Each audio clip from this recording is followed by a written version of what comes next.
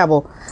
এইটা তো মানে আমি এর কালারের কথা কিছু বলতে চাচ্ছি না, ট্রাস্ট মি।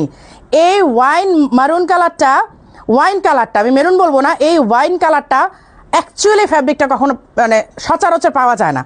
আমি কালার আপনাদেরকে বুঝাই দিই। এইটা রেড মেরুন, কিন্তু আপনারা লাইটিং ক্যামেরা যা দেখতে পাচ্ছেন, আপনারা আমার উপর ট্রাস্ট করে নিতে পারেন। সামনে নেওয়ার পর আপনাদের তার চেয়েও বেশি ভালো লাগবে।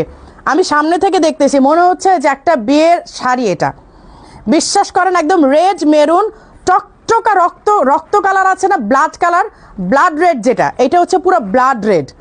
আর এই যে ওয়াইন কালারটা, এই কালারগুলা মানে আমি বলবো যে খুবই রেয়ার কালার। এই কালার পাওয়া যায় না। রেড পাওয়া যায়, মেরুন পাওয়া যায়, এই যে ব্লাড রেডটা কখনো পাওয়া যায় না।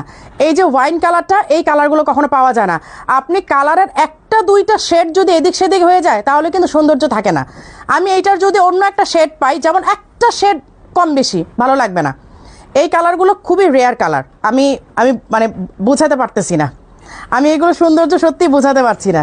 এই যে দেখেন ব্ল্যাক পাইপিং করা, এটাতে কিন্তু ব্ল্যাক পাইপিং করা, পুরাটার মধ্যে ব্ল্যাক পাইপিং করা। এগুলো পরলে আজকে মারামারি লেগে যেত, যার কারণে আমি এইগুলোর জন্য কখনো রিস্ক নিই না। এগুলো পরে আমি কখনো রিস্ক নিতে পারি না, এগুলোর জন্য মারামারি লাগে। এগুলো শর্ট ভিডিও দিলে দেখবা কি পরিমাণ রিচ করে। এই হচ্ছে হিজাবটা। হ্যাঁ, আমি হিজাবটা খুলে দেখাই দিই কত বড়। এই দেখেন হিজাবগুলো কত চওড়া এবং কত বড়। ঠিক আছে, এই যে রেখে দিলাম।